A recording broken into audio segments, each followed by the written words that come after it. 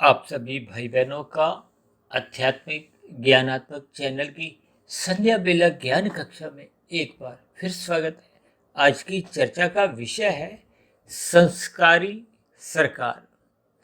और सरकार के नीचे ही हमने देखिए एक राजा शब्द लिखा है, जिसका अभिप्राय देखिए एक उच्च पद से लिया जाता है, प्रधान पद से लिया जाता है, या आप सरल शब्दों में प्रधानमंत्री से भी ले सकते हैं। देखिए इन सभी स्थितियों को हमने आज सफेद रंग से इसीलिए दर्शाया क्योंकि प्रकृति के तीन गुणों में तमोगुण से अच्छा गुण रजोगुण है, रजोगुण से अच्छा गुण सतोगुण है, जिसको हम ज्ञान से प्रकाश से जोड़ते हैं। और जब देखिए सरकार के स्तर पर ये संस्कारी स्थितियां, सात्विक स्थितियां देखने को मिलती हैं, तो देश के सभी नागरिकों का ही कल्याण होता है। तब ऐसी स्थिति में भाईचारे का वातावरण बनता है। लेकिन ये सभी स्थितियां देखिए उस स्थिति विशेष में ही बनने की संभावनाएं अधिक होती हैं जब देश का मुखिया कहो, राजा कहो, या एक प्रधानमंत्री एक सात्विक स्वभाव का होता है, जिसकी दिनचर्या देखिए सात्विक होती है, मर्यादित होती है। एक संतुलित दिनचर्या वाला मनुष्य देखिए अपने जीवन में अपने कर्तव्य कर्मों को सदा ही प्रथम स्थान पे रखता है। जैसे शास्त्र बार बार कहते हैं कि धर्म को प्रथम स्थान पे रखो, ये अर्थ और काम को धर्म की चार दीवारी के भीतर ही रखो।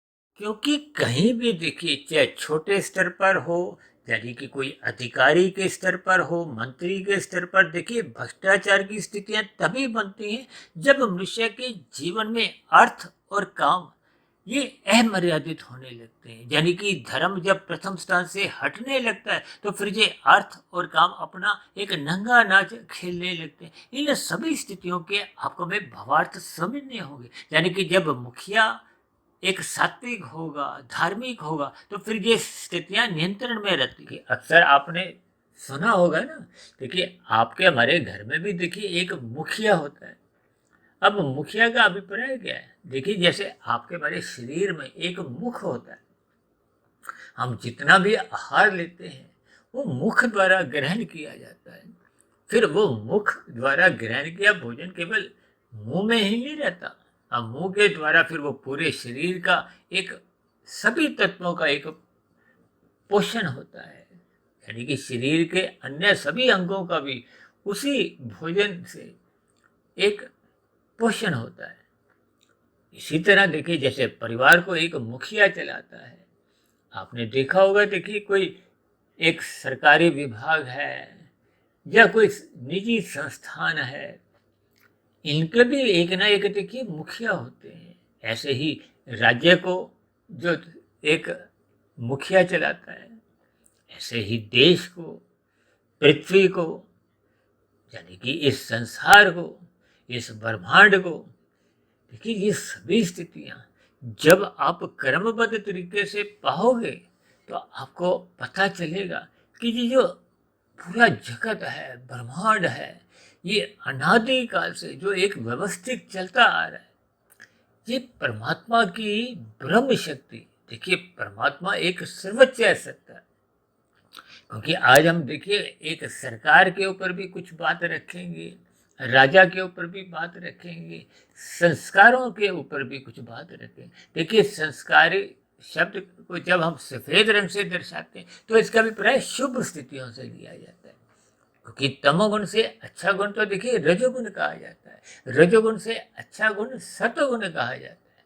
क्योंकि आज हमारी देखिए चर्चा कुछ सरकार से या राजा से संबंध रखती है, तो इसलिए मैं इस बात को पहले ही स्पष्ट कर देता हूँ कि देखिए मेरा आध्यात्मिक ज्ञानात्मक चैनल केवल आध्यात्मिक बातों की ही चर्चा पे संलग्न रहता है। किसी राजनीतिक दल से हमारा कोई संबंध नहीं है। देखिए चाहे कोई सत्ता में हो, चाहे एक सत्ता पक्ष हो, चाहे विपक्ष की स्थितियां हो, हमारा उन सभी स्थितियों से कोई संबंध नहीं रहता है। देखिए हमारी चर्चाएं तो तमोगुण, रजोगुण और सतोगुण की स्थितियों पर संबंधित आपके बारे जो 3 शरीर हैं, स्थूल शरीर, सूक्ष्म शरीर और कारण शरीर से संबंध रखती हैं। आत्मा एक चेतन सत्ता है, ज्ञान स्वरूप स्थिति है, इससे संबंध रखती है।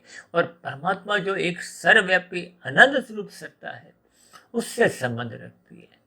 ये अलग बात है कि देखिए हम इस आध्यात्मिक ज्ञानात्मक चैनल पर बार बार सत्वगुण की प्रशंसा करते रहते हैं। देखिए सत्वगुण की प्रशंसा करते हैं और रजोगुण के प्रति बार बार शास्त्रों के अनुसार ही एक विनती करते हैं कि रजोगुण के प्रति उदासीन रहना चाहिए। किस लिए उदासीन रहना चाहिए? क्योंकि ये रजोगुण देर सवेर मनुष्य को तमोगुण में गिराता है और शास्त्र बार बार इस बात की मोहर लगाते हैं, बहुत ही जोर शोर से कहते हैं कि तमोगुण की निंदा करो, यानी कि बुराई की निंदा करो। क्योंकि गीता में या शास्त्रों में भी देखिए आसुरी प्रवृत्तियों की बार बार निंदा की जाती है। आसुरी प्रवृत्तियां कहो, बुराइयां कहो, यानी कि जो जो अधर्म के राह पे चलते हैं, निषेध कर्म करते हैं। क्योंकि वेद शास्त्र जो परमात्मा द्वारा एक अपौरुषीय स्थिति में समझाए गए हैं, क्योंकि वेद सृष्टि के आरंभ में ही देखिए प्रकट होते हैं, इनको किसी ने लिखा नहीं है। अब वेदों में देखिए ये करो ये मत करो का बार बार एक विस्तार से समझाया गया। हालांकि वेदों का देखिए एक स्पष्टीकरण उपनिषदों में दिया गया है सरल भाषा में। फिर विभिन्न प्रकार की कथा कहानियां रचते हुए और भी सरल शब्दों में कुछ पुराणों की रचना की गई। ये सभी स्थितियां देखिए मायातीत महापुरुषों द्वारा की गई। और हम सभी भाई बहन तो देखिए एक मायाबद्ध है, मैं भी एक मायाबद्ध ही हूँ। और ये जो आज हम सरकार के ऊपर, संस्कारी शब्द के ऊपर या राजा शब्द के ऊपर बात करने जा रहे हैं, देखिए हम सभी भाई बहन एक मायाबद्ध की स्थिति में। ये अलग बात है कि देखिए जिसमें जितने जितने सात्विक स्थितियां मजबूत होती हैं, फिर उतने उतने अंश में उस सात्विक महापुरुष द्वारा देखिए जन कल्याण योजनाएं को हो या समाज के हित के लिए सहज ही कार्य होने लगते। देखिए तामसी स्थिति एक आसुरी प्रवृत्ति से है, जो कि एक अधार्मिक काम करते हैं। देखिए धर्म की सदा ही बार बार प्रशंसा इसलिए की जाती है क्योंकि धर्म सदा ही प्रथम स्थान पे बने रहने के लिए बार बार शास्त्र कहते रहते हैं। ये जो 4 पुरुषार्थ हैं, धर्म अर्थ काम मोक्ष, अर्थ और काम, ये देखिए धर्म की 4 दीवारी के भीतर जब तक रहते हैं तो ये कहीं भी कुछ अहमर्यादित स्थिति में आपको में नहीं गिराती। लेकिन जब जब हम धर्म को प्रथम स्थान पे हटा देते हैं, सत्वगुण, धर्म, गुरु, शास्त्र, ये सभी स्थितियां परमात्मा की ओर इशारा करती हैं। यानी कि परमात्मा देखिए एक आनंद स्वरूप विशुद्ध सत्वगुणी सत्य है।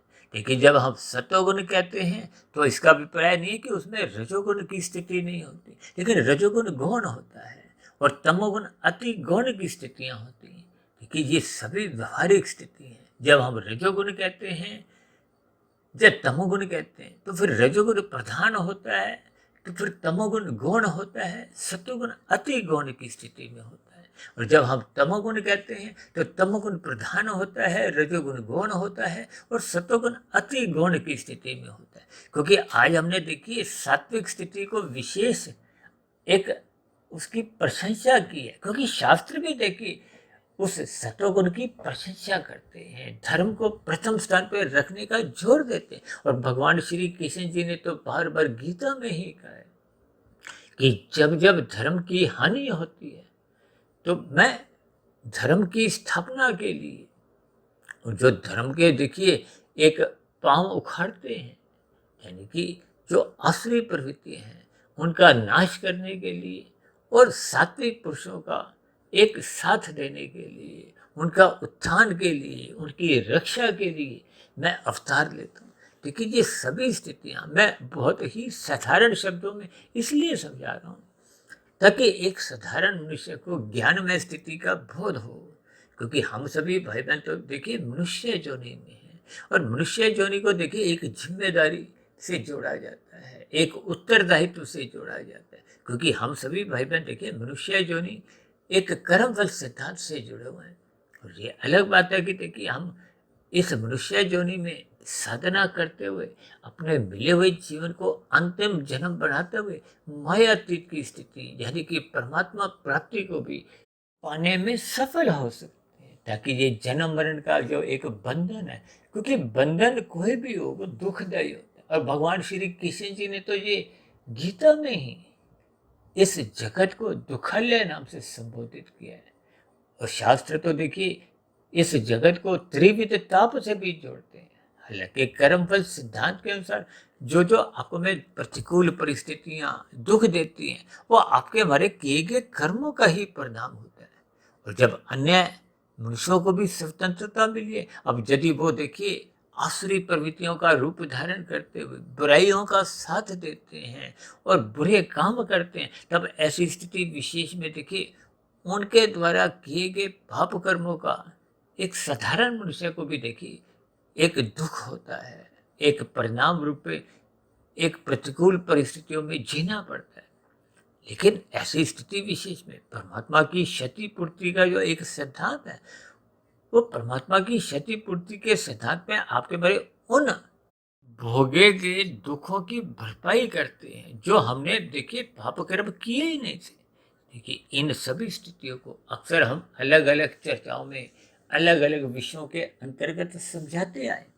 लेकिन आज हमारा देखिए संस्कारी सरकार का अभिप्राय, राजा का अभिप्राय ये उस स्थिति से है कि जो मनुष्य है, जो राजनीतिक दल एक जनता के कल्याण के लिए एक कल्याणकारी योजना बनाते हैं, ऐसे मुखिया को देखिए जब एक सात्विक मुखिया होगा, यहाँ सात्विक मुखिया का अभिप्राय देखिए उस राजा विषय से है जो संस्कारी होगा, जिसमें शुभ संस्कारों की प्रधानता होगी, जो धर्म का ज्ञाता होगा।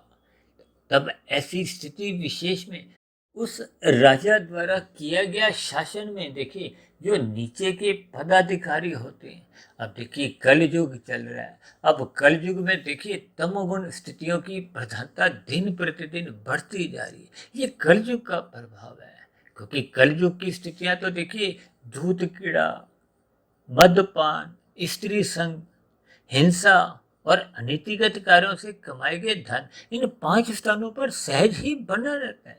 और कलयुग में ऐसा देखा गया है कि एक साधारण मनुष्य भी देखिए इन 5 कलयुगी स्थितियों का भोग करने में कहीं भी कोई लज्जा महसूस नहीं करता। एक साधारण मनुष्य में देखिए विषय भोगों की जो एक लोलुपता है वो बढ़ती जा रही है। ये 24/7 की जो एक भोगों की स्थितियां हैं, ये मनुष्य में देखिए राजसी और तामसी वृत्तियां को बढ़ावा देती हैं, जिसके फलस्वरूप आपके हमारे जो एक संस्कार है, यहाँ संस्कार का विपर्य देखिए सात्विक स्थितियों से है, यानी धर्म की स्थितियों से है, मर्यादाओं की स्थितियों से है। जब एक साधारण मनुष्य के जीवन में देखिए ये मर्यादाएं घटने लगती हैं, कमजोर पड़ने लगती हैं, धर्म की स्थितियां बिगड़ने लगती हैं, तो फिर मनुष्य में इंसानियत बने रहना कठिन हो जाता है। तब ऐसी स्थिति विशेष में देखिए यदि राजा भी तामसी होगा चाहे राजसी होगा, तो फिर ऐसी स्थितियों विशेष में देखिए देश कहो, राज्य कहो, तो फिर उसका एक सही सकारात्मक दिशा में विकास हो नहीं पाता, एक साधारण मनुष्य का कल्याण हो नहीं पाता। इसलिए हम सभी भाई बहनों को अपने व्यक्तिगत स्तर पर यानी कि एक नागरिक होने के नाते हम सभी भाई बहनों को अपनी स्वयं की व्यक्तिगत दिनचर्या व्यवस्थित करनी होगी। सत्वगुण का अधिक से अधिक संग करते हुए इन कलयुगी स्थितियों से यानी कि जहाँ जहाँ कलयुग का वास रहता है उन स्थितियों पर जाने से बचना होगा, ताकि हम सभी नागरिक भी अपने अपनी जिम्मेदारियों को समझें। अक्सर हम बार बार कहते रहते हैं कि धर्म को एक अपने कर्तव्य कर्म के निभाने से समझा जाता है। अब अक्सर इस बात को मैं देखिए लाल बत्ती पे रुकने से, हरी बत्ती पर चलने से एक साधारण चर्चा करता हूँ, ताकि हम सभी भाई बहन अपने अपने कर्तव्य कर्मों को ईमानदारी से पालन करें, दूसरों के अधिकारों की रक्षा करें, ताकि समाज में भाईचारे का वातावरण बने, एक संघर्ष की, लड़ाई झगड़े की स्थितियां उत्पन्न ही ना हो। देखिए, जब मनुष्यों में अपने अपने कर्तव्य कर्मों के प्रति एक जागरूकता बनी रहती है, संस्कारी राजा का द्वारा शासन किया जाता है, तो फिर समाज में एक सत्ययुगी वातावरण सहज ही उपलब्ध रहता है। उस सत्ययुगी वातावरण में देखिए सभी नागरिकों का कल्याण होता है, सुख शांति बनी रहती है। इसीलिए हम बार बार अक्सर इस बात को जोर देकर कहते हैं कि हम सभी भाई बहनों को रात को जल्दी सो जाना चाहिए, क्योंकि रात को देखिए तमोगुण की स्थितियां होती है, मोहनात्मक स्थितियां होती हैं। उस मोहनात्मक स्थितियों में अक्सर मनुष्य स्थूल शरीर के स्तर पर अपने हितों को, विशेष हितों को कहो या सुखों को एक विशेष महत्व देने लगता है, जिसके फलस्वरूप मनुष्य जब सत्वगुण की स्थितियां होती हैं, ब्रह्म मुहूर्त की स्थितियां होती हैं, जो उसके जीवन को, भविष्य को एक उज्जवल स्थितियों में ले जाती हैं, उन स्थितियों में फिर मनुष्य सोने लगता है। यानी कि जब हम परमात्मा से विमुख होने लगते हैं, संसारी पांच भोग्य विषयों को, गंध, रस, रूप, स्पर्श और शब्द, इन विषयों को ही अधिक महत्व देते हैं, तो फिर ऐसी स्थिति विशेष में धर्म की मर्यादाएं छूटने लगती हैं, टूटने लगती है। जैसे हम गाड़ी चला रहे हैं, गाड़ी में यदि ब्रेक नहीं हो तो फिर बिना ब्रेक के चलाई गई गाड़ी देखिए जहाँ जहाँ रोकनी होती है वहाँ रुक नहीं पाती, तो फिर दुर्घटनाएं होती हैं। ये संसार में, देश में जो लड़ाई झगड़े की स्थितियां होती हैं, ये संघर्ष की स्थितियां तभी उत्पन्न होती हैं जब हम अपनी सात्विक स्थिति, धर्म की स्थिति को खोने लगते हैं। इसलिए मेरी आप सभी भाई बहनों से विनती है, क्योंकि देखिए राजा हो या कोई भी एक मंत्री हो या कोई भी एक अधिकारी हो, हम सभी देखिए मनुष्य जोनि के ही हैं। यानी कि हम सभी भाई बहनों को अपनी सात्विक स्थिति मजबूत करनी होगी। जब आपकी हमारी एक सात्विक स्थिति मजबूत होती है तो सभी भाई बहन, चाहे वो देखिए एक अधिकारी के स्तर पर हो, चाहे वो मंत्री के स्तर पर हो, चाहे वो राजा के स्तर पर हो, यानी कि चाहे प्रधानमंत्री के स्तर पर हो, जब सात्विक स्थिति मजबूत होगी तो हम सभी भाई बहन अपनी अपनी स्थितियों को, अपनी अपनी जिम्मेदारियों को, अपने अपने उत्तरदायित्वों को एक बिना फल की इच्छा के सहज ही निभाने की ओर तत्पर बने रहेंगे। तो ये सभी स्थितियां तभी बन पाती हैं जब मनुष्य अपने मिले हुए जीवन में सत्वगुण को अधिक महत्व देता है, ब्रह्म मुहूर्त में उठने का उसका एक संस्कार बना होता है। इसीलिए तो हम कहते हैं संस्कारी सरकार, यानी कि जब मुखिया कहो, एक प्रधानमंत्री ही देखिए उस ब्रह्म मुहूर्त की स्थिति में उठकर अपनी सात्विक स्थिति मजबूत करता है, तो तब ऐसी स्थिति विशेष में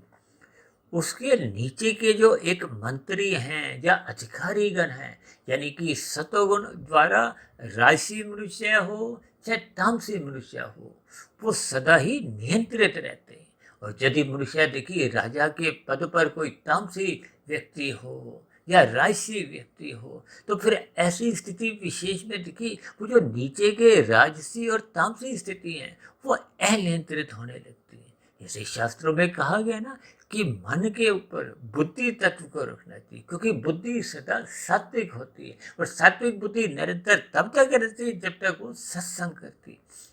देखिए सात्विक बुद्धि द्वारा ही मन नियंत्रित रहता है, और यदि मन नियंत्रित नहीं रहता तो जो पांच ज्ञानेंद्रिय हैं, पांच कर्मेंद्रिय हैं, ये फिर बिगड़ने लगती है। इन ज्ञानेंद्रियों को और कर्मेंद्रियों को आप देखिए अधिकारी गणों से जोड़ सकते हो, क्योंकि देश का जो एक शासन है वो बड़े बड़े जो आईएएस अधिकारी हैं, आईपीएस अधिकारी हैं, इनके द्वारा ही देखिए एक व्यवहार रूप में चलता है।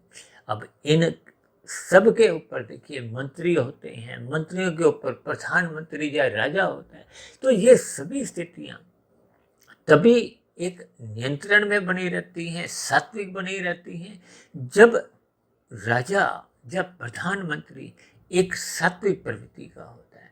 इसलिए मेरी आप सभी भाई बहनों से विनती है कि हम सभी नागरिक भी देखिए रात को जल्दी सो जाएं, सुबह ब्रह्म मुहूर्त में उठ जाएं, ताकि हम सभी नागरिक भी अपने अपने कर्तव्य कर्मों का ईमानदारी से पालन करें, ताकि हमारा देश विकास के मार्ग पर दिन दुगनी रात चौगनी तरक्की करे और ऐसे ही सभी अधिकारीगण और सभी मंत्रीगण और विशेष रूप से देखिए राजा या प्रधानमंत्री, विशेष रूप से देखिए सात्विक प्रवृत्ति का होने से ही ये सभी स्थितियां समाज में बनी रहती हैं। समाज में भी एक सार्थक संदेश जाता है। तो ऐसी सभी शुभ स्थितियां हम सभी भाई बहनों के जीवन में, हम सभी भाई बहनों के जीवन के साथ साथ देश में, इस ब्रह्मांड में ये सदा सुख शांति का वातावरण बने। इन सभी शुभ स्थितियों के लिए मेरी ओर से आप सभी भाई बहनों को अपने अपने कर्तव्य कर्मों को निभाने के लिए बहुत बहुत शुभकामनाएं, ताकि हम सभी भाई बहन अपने व्यक्तिगत एक जिम्मेदारियों को समझें, अपने व्यक्तिगत कर्तव्य कर्मों को ईमानदारी से पालन करें, ताकि राम राज्य जैसी सात्विक स्थिति बनने में हम सभी भाई बहन अपना अपना सहयोग भी दें। अन्यथा कर्मफल सिद्धांत के अंतर्गत हम सभी भाई बहन देखिए, चाहे एक नागरिक हो, चाहे हम आईएएस आईपीएस अधिकारी हों, चाहे मंत्री हों, चाहे राजा या प्रधानमंत्री हो, हम सभी भाई बहन कर्मफल सिद्धांत की स्थितियों से बंधे हुए हैं। यानी कि हम अपने मिले हुए जीवन में जैसा जैसा कर्म करते हैं, कर्म हो जाने के बाद फिर उसका फल आना एक निश्चित एक स्थिति बनी रहती है। निश्चित अवस्था में वो फल आना एक निश्चित बना रहता है। तो इन सभी स्थितियों को ध्यान में रखते हुए भी हम सभी भाई बहनों को अपने मिले हुए जीवन में अपने अपने कर्तव्य कर्मों को सदा ही निभाते रहना होगा। तो अब चर्चा विशेष को यहीं विश्राम देते हैं। कल सुबह फिर मिलते हैं ब्रह्म मुहूर्त ज्ञान उपदेश कक्षा में। तब तक आप अपने आध्यात्मिक मित्र सुधीर भाटिया फकीर को इजाजत दें। फिर भी वीडियो संबंधित मेरी कही गई बातों पर आपको किसी प्रकार की कोई शिकायत हो, कोई मेरी कही गई बात आपको समझ नहीं आई हो, तो आपके प्रश्नों का, आपके सुझावों का और आपकी सभी शिकायतों का नीचे दिए गए कमेंट्स बॉक्स पर और प्रश्नोत्तर ज्ञान कक्षा में सदा ही स्वागत है। अब चर्चा विशेष को ध्यानपूर्वक सुनने के लिए आप सभी भाई बहनों का भी बहुत बहुत धन्यवाद।